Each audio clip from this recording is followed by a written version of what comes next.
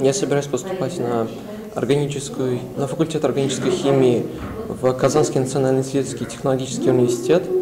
Келешектен имтиханнар аласы билгеле, шуңа да керекле фәннәр сайланган. Артем Краснов бердәм дәүләт имтиханнарына 9-нчы сыйныфтан ук әзерләнә башлаган. Мин математика профиль һәм математика база. Рус теле шулай ук төп фән ул безнең, һәм шулай ук химияне сайладым.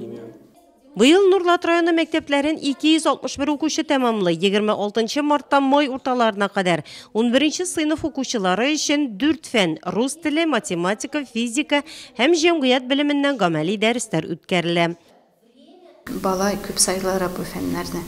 Шуның өчен без менә бу 4 фәндә ясарга булдык. Практикумнарны башка мәктәп укытучылары үткәрә. Марина Лукьянованың әлеге сыйныфта үз укучылары юк. Ул бүгенге аудиторияның бик яхшы әзерлекле булуын билгеләп үтте. Без иншаның кереш өлешен язарга өйрәнәбез. Без аның белән генә шикләнмәдек бүген, ә тулысынча язу схемасы өйрәнергә тырыштык. Шулай ук язу мөмкинлекләрен дә карадык. Урта Камышлы мәктәбе чыгарылыш сыйныф укучысы Клара Герасимова белдергәнчә, рус теленнән практикум үткәрү файдалы. Мин үзем өчен бүген өстәмә белем алдым. Иртәгә математикага киләм. Аңа да бик тырышып әзерләнәбез. Имтиханнарны яхшы бирермен дип уйлыйм.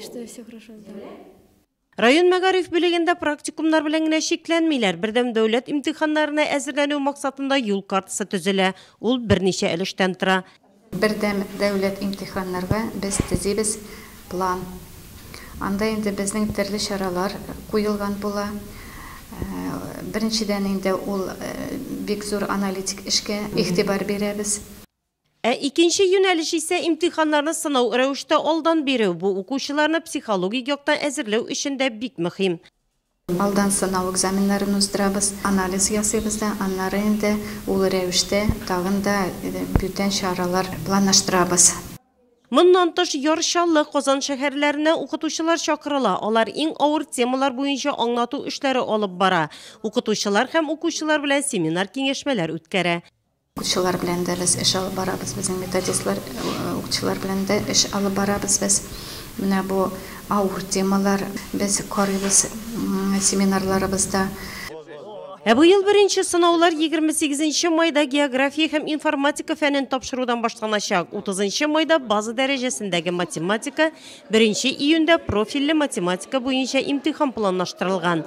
Химия һәм тарих буенча сынау 4 июньдә узачак. 6 июньдә рус теле, 9 һәм 10 июньдә чит телләр сөйләм буенча имтихан булачак. Җәмгыять белеме 14 июньдә, 18 июньдә биология һәм чит телләр язмаша өлеше буенча бердәм дәүләт имтиханнар үтәчәк.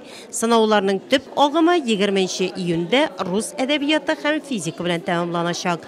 Үткән ел район буенча бердәм дәүләт имтиханнарын барлык укучылар да уңышлы тапшырып аттестат алдылар. Рус теле буенча 100 балл алучы укучы булды. Быел да моңа ныклы әзерлек эшләре алып барыла.